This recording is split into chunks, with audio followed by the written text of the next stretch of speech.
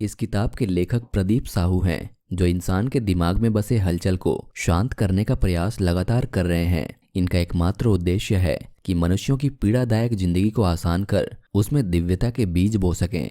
अगर आपने अब तक हमारे इस चैनल को सब्सक्राइब नहीं किया है तो जल्दी से सब्सक्राइब कर लें और बगल में दिए गए बेल आइकन को प्रेस करें ताकि हमारे चैनल पर आने वाली लेटेस्ट वीडियोस की जानकारी सबसे पहले आपको मिले। क्या हम जानते हैं भगवान कहाँ है और उनसे हमारा संबंध क्या है?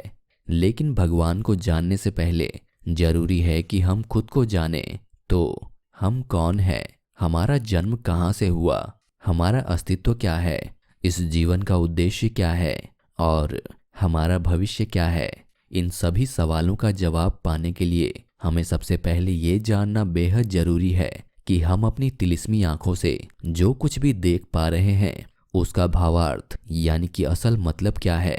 तो हम कौन हैं और हमारा अस्तित्व क्या है? हम सभी अपनी माँ के गर्भ से जन्म लेते हैं। हमारे शरीर में बहने वाला खून का हर एक कतरा, हड्डियाँ, मांसपेशियाँ और यह जीवन उसी माँ की देन है। और हमारे अस्तित्व से लेकर जीवन के हर पहलू को अंजाम देने वाला अगर कोई है तो वो है ईश्वर। अलग शब्दों में कहें तो भगवान, अल्लाह, यीशु मसीहा, विधाता और न जाने ऐसे कितने नाम हैं जिसने पूरे ब्रह्मांड, संसार के जीव जंतुओं और इस सृष्टि की रचना की। वह ईश्वर इस ब्रह्मांड, इस सृष्टि की रचना और उसका संचालन अपने महामंत्र से करता है, जैसे कि जन्म, मृत्यु, उद्भव और इस मृत्यु लोक का विनाश और यहाँ रहने वाले 84 लाख जीव जंतुओं के प्रजातियों को जीवन जीने की प्रेरणा देता है।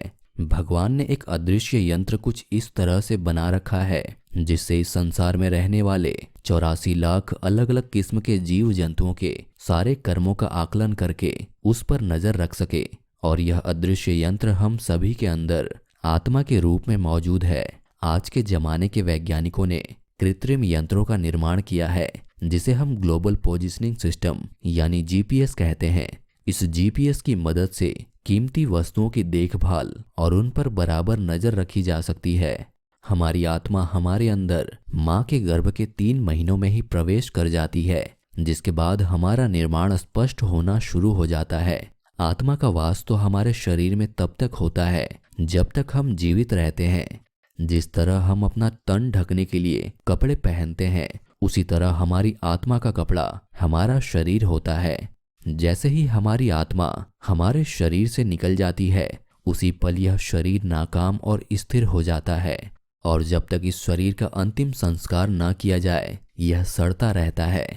हमारे जीवन का उद्देश्य क्या है? हम इंसानों को भगवान का बहुत खास और प्रिय समझा जाता है और यही कारण है कि इंसान एक प्रतिष्ठित और मानसिक शक्तियों से भरा पूरा जीवन जीता है। इस दुनिया के अलग अलग जीवों के अलावा हम ही ऐसे जीव हैं जिन्हें माता पिता के द्वारा एक नाम दिया जाता है जिससे कि समाज में हम एक पहचान हासिल कर पाएं। हमारे माता पिता हमारे भोजन, कपड़े और शिक्षा का विशेष ध्यान रखते हैं, लेकिन सबसे ज्यादा चिंतित कर देने वाली बात यह है कि इस शुभ कर्म का श्रेय हम कभी भी उन्हें दे नहीं पाते और ना ही अपनी कृतज्ञता व्यक्त करते हैं। अपनी शिक्षा दीक्षा की शुरुआत से ही हम अपनी जिम्मेदारियों का जो पाठ सीखते हैं उसमें हमारे माता पिता, समाज, विद्यालय आदि एक अहम भूमिका निभाते हैं, जहां हम ये भी सीखते हैं कि भगवान के दूसरे स्वरूप यानी कि हमारे माता पिता का सम्मान कैसे करना चाहिए। हमारे सभी परिवार और रिश्तेदारों को भी चाहिए कि जब तक हम जीवित रहें तब तक हमारी ही तरह उन्हें भी सम्मान और सहयोग का खाका बनाए रखना चाहिए। इन सब के अलावा भी समाज के लिए हमारी जिम्मेदारी का एक बड़ा हिस्सा है, लेकिन हमारी जिम्मेदारियों और कर्मों का सबसे बड़ा उद्देश्य यह है कि हमारे जाने के बाद भी इस संसार में हमारे नाम और गुणों की चर्चा का विषय बना रहे। और हमारे अच्छे बुरे कर्मों पर ही निर्भर करता है कि हम स्वर्ग में कितने अमीर होंगे, ताकि अपने संजोए कर्मों की संपत्ति से हम अपने अगले जन्म को सफल बना पाएं। हमारा भविष्य क्या है? शिक्षा ग्रहण करने के बाद अपनी समझ, ज्ञान और अनुभव के हिसाब से ही हम या तो कोई कारोबार करते हैं या फिर किसी नौकरी में अपनी जगह बना पाते हैं। अपनी आमदनी और खर्च का स्रोत बनाने के बाद हम अपनी वैवाहिक जीवन की शुरुआत करते हैं और अपनी नई पीढ़ी का निर्माण करने को तैयार हो जाते हैं। फिर अपने बच्चों को ठीक उसी तरह से पालते पोसते हैं जैसे हमारे माता पिता ने हमें पाला था। फिर अपने जीवन के अंतिम पलों के नजदीक आते आते हम बुढ़ापे और कई बीमारियों की गिरफ्त में आ जाते हैं। इसी तरह से धीरे धीरे करके हम अपने बिस्तर पर ही पड़े रहने लगते हैं। जैसे हमारे दादा परदादा के साथ हुआ था वो सब हमारे साथ भी होना शुरू हो जाता है। सबसे अंतिम और न बदला जाने वाला पल तब होता है जब हमारी आत्मा अपने घर यानी कि हमारे शरीर को छोड़ देती है।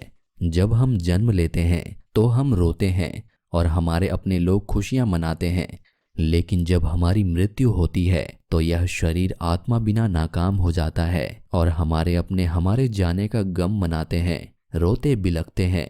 यही जीवन और भविष्य का सार है। भगवान कहाँ रहते हैं?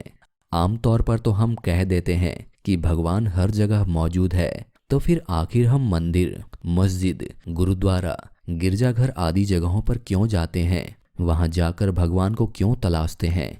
ऐसा हम इसलिए करते हैं क्योंकि हमेशा भौतिक सुखों के पीछे भागने वाला हमारा मन हमें ऐसा करने पर मजबूर करता है।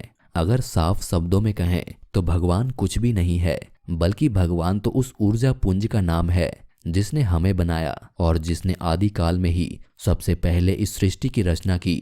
दिन रात, सूर्य और चंद्रमा, बरसात, हवा, गर्मी और सर्दी, बदलता हुआ मौसम और सभी जीवों का एक धारा में जन्म से लेकर प्रजनन और मृत्यु तक नए जीवन के प्रवाह तंत्र आदि का निर्माण करने वाला भगवान ही है और वही है जो इन सभी परिस्थितियों को अपने नियंत्रण में रखने वाला है। ये तो स्पष्ट तौर पर हम सभी को पता है कि भगवान हर जगह मौजूद है। हाँ, हम उन्हें देख या सुन नहीं सकते, लेकिन हवा, सुगंध, गर्मी और सर्दी आदि के रूप में उन्हें बिना देखे और छुए महसूस कर सकते हैं।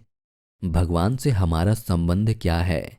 भले ही हम भगवान को देख नहीं सकते, लेकिन आत्मा में मौजूद उस परमात्मा को महसूस तो कर ही सकते हैं। हमारी आत्मा में परमात्मा का एक अंश है, तभी तो हम सांस ले पा रहे हैं और जन्म से बचपन और फिर यौवन से प्रजनन, फिर अंत में बुढ़ापे और मृत्यु तक का सफर तय कर पा रहे हैं।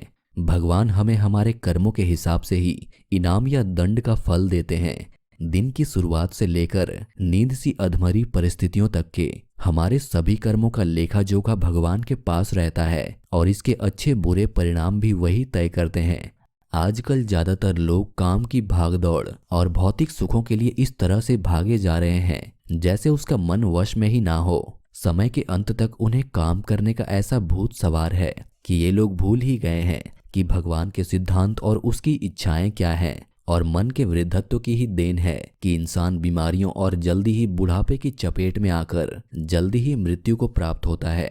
इस संसार में कुछ ही ऐसे लोग हैं जो ईश्वर की उपस्थिति और योजनाओं को समझ या महसूस कर सकते हैं, उनके बताए रास्तों पर चल सकते हैं और यही परमात्मा में अपना विश्वास बनाए रखने वाले लोग ही दूसरे प्राणियों का उद्धार कर सकते हैं, उन्हें भक्ति, सफल जीवन और फिर सांसारिक दुखों से दिव्यता और मोक्ष की ओर ले जा सकते हैं। ऐसे आस्तिक और ईमानदार लोग ही अपने साथ साथ दूसरों के उत्थान का भी दायित्व संभाल सकते हैं। यही हैं वो लोग जो खुद को भी और दूसरों को भी जन्म मृत्यु के जीवन चक्र से आजाद कर सकते हैं।